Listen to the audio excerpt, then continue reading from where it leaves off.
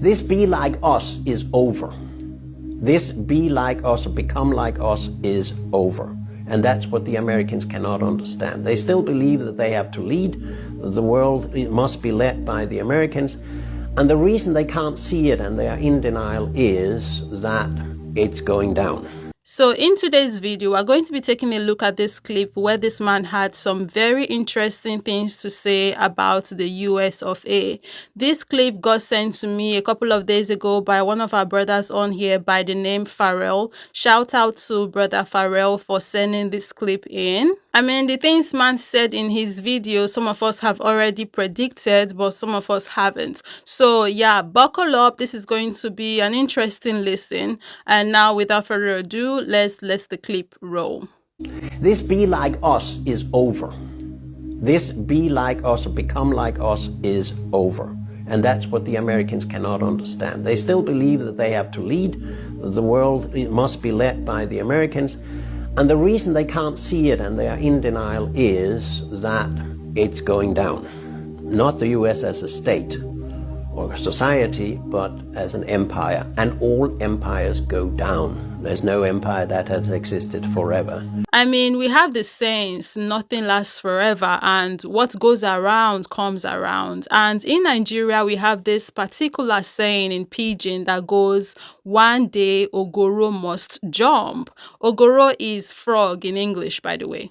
Translating the core meaning of this saying while still remaining in the context of the conversation we're having, the saying would mean you too one day would elevate as well, regardless of how small you are right now. You may be down right now, but you are not going to stay down forever. It may seem like you are prey right now, but hey, don't be mistaken, you are not powerless. You can't jump and elude your predators. Hello, you probably even have some poison on you, on your skin. Use that to disarm your predators. This saying is basically a variation of that English saying of when you back someone to the corner and they have nowhere else to go to because now their backs are against the wall, they would eventually have to push you back. So we have these sayings, right? And there are a plethora of others across various cultures too, and they all basically mean the same thing. But as popular as these sayings are, it doesn't register in the brains of a whole lot of people because I believe that the ego of man is at play. And when I say man here, I don't mean like the male gender, I mean man, humanity. The ego is a problem and would lead a whole lot of people to their downfall.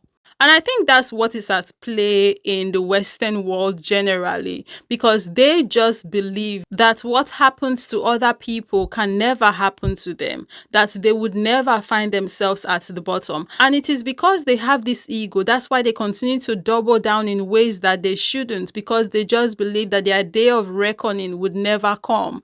And it is this ego that is going to lead them down the path of destruction that is awaiting them in front, like this inevitable downfall. Is this ego that is going to lead them there? So you may say the United States today is Titanic. The West is sitting as restaurants in Titanic and the water is coming up around the windows.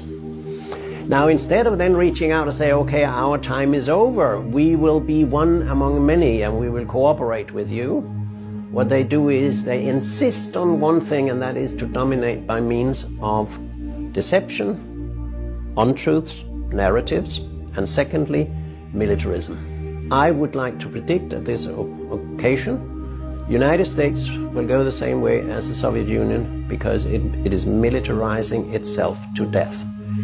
The Americans don't do diplomacy anymore, they send weapons. But me, I want to ask, has America ever done true diplomacy before? Because I have not seen it, diplomacy from them practiced in a way the word diplomacy is defined in a dictionary. I have not seen it on the continent as it relates to how they relate to us down here.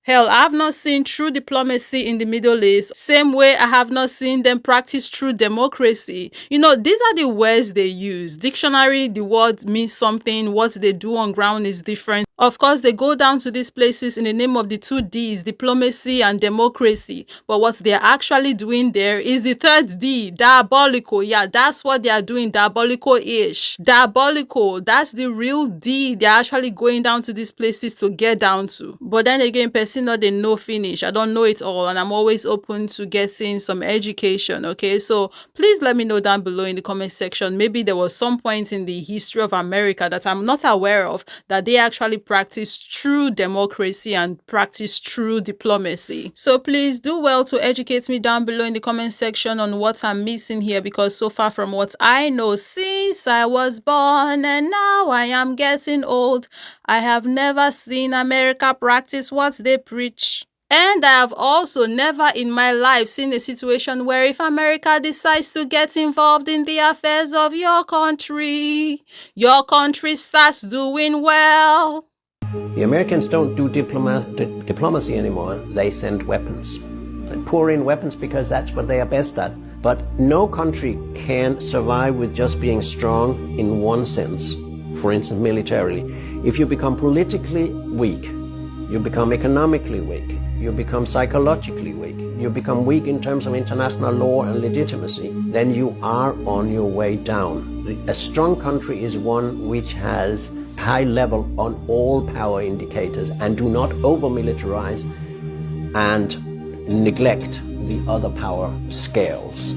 The United States has, you can say, a MIMAC, Military Industrial Media Academic Complex. These are elites who have common interests with each other, such as producing weapons, selling weapons, using weapons, destroying countries, rebuilding countries again. But they do not have any common interest with the people in their countries. They're outside democratic control, and who said that? President Dwight D. Eisenhower in 1961 or 2 or whenever he made his farewell speech. It's a very famous speech by a man who was a general himself, who said the United States has developed a military-industrial complex. He didn't call it MIMAC as I do. And we need to put it under control to remain a democracy. What is undermined very, very clearly now is pluralist open media and our democracy in the West, because everything is now geared to warfare and militarism. More. There's nobody who stops to think. There's nobody who stops to think about the long-term consequences of pouring in weapons and never solving the conflicts. You just look at what goes on now in Israel. The country that has so much weaponry already, had nuclear weapons, have had a special agreement with weapons with the United States, $5 billion a year, I don't know for how many years. What is the first reaction in Washington? We must transfer even more weapons to Israel. This is a sick society. It's a sick way of thinking. And of course, this whole thing has to do with, as I said before, the dream, the unrealistic dream or illusion that if we can get rid of Russia as an opponent, and we have created that opponent ourselves because they never invaded a NATO country, they hope that they can concentrate all NATO's resources on a Cold War or, God forbid, a hot war against China. You just go to NATO's homepage and you look at the threat perception.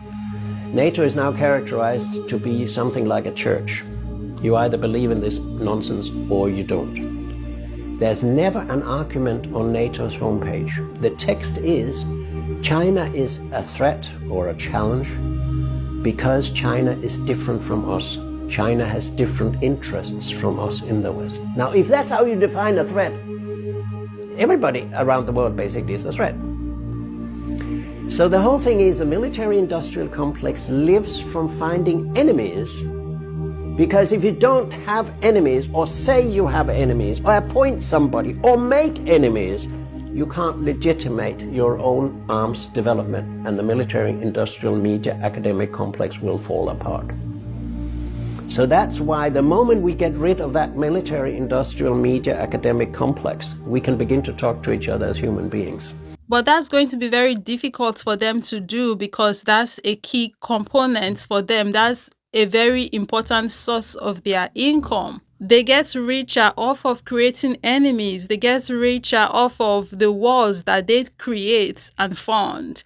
Because during these wars, they get to have the opportunity to feel freely infiltrate into these countries and get for cheap all of the resources that they want. It is during the chaos that they create as well, they get to have the opportunity to put their puppet leaders into position. Worrying and instability as well creates a market for weaponry, and they profit from that because they make weapons. America don't want this world to be at peace because peace does not profit them. It's not beneficial to them. So they are constantly in this loop of making sure that there's always problems somewhere and everywhere, because that's how they benefit. It's a very sick, twisted, diabolical arrangement. While there are Americans, or should I even say Westerners in general, who are still being driven by their ego, and they don't think that what they have going right now, these evil ways, this evil system they have going, would one day come crashing down,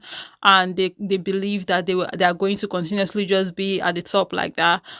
Those people to decide very quickly. And now I want to talk about, the Westerners, the Americans who think differently, who are awake and who sees through this system and are in no way, shape, or form in support of what's going on, and they are powerless to do anything to change it. My heart would continue to go out to these people, because I understand that, I understand where they are. As an African who, I'm just one African here. I'm not from a rich home. I don't have any, strong power and influence like that. There's so many things I want to do on the continent, but I can't do because one, I can't afford it. Two, I don't have the influence to do it. And as an African who suffers the consequences of the actions and the inactions of our leaders. So I understand how these good people in the West must feel, and my heart would continue to go out to them, especially when I think about how, when eventually, who knows when it's going to happen, right? Hell, none of us might even be here at this point.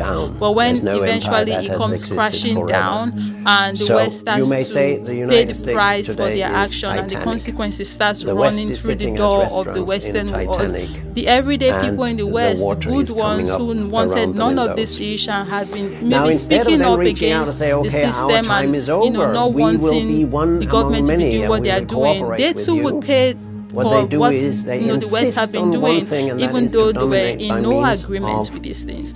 And my heart goes out to these people for real, because it really is very sad. It's very unfortunate, the kind of world we live in, how the good people, don't have the power, they don't have the resources. There's nothing much they can do except just hope and pray and dream that things will be different. But then the people out there who can actually make the world a better place for everybody choose to make sure that not everybody gets this better world. And when the consequences for their evil decisions starts rolling in, the everyday people who were good people and wanted none of this might actually suffer for their actions. Like, it's just very sad, unfortunate, and it's unfair. And I really want to talk about these people at the end of the video, because when I saw this video on TikTok, when it got shared to me and I check it out, I went to the comment section and I saw a lot of people from the West talking about they don't want none of this, and they feel powerless, don't know what to do. What a world we live in. It's just crazy down here. But guys, what are your thoughts? Let me know down below in the comment section. I'm going to be leaving this here. Thank you very much for watching. Let's continue this conversation down below, and of course, as always, I will see you in the next one.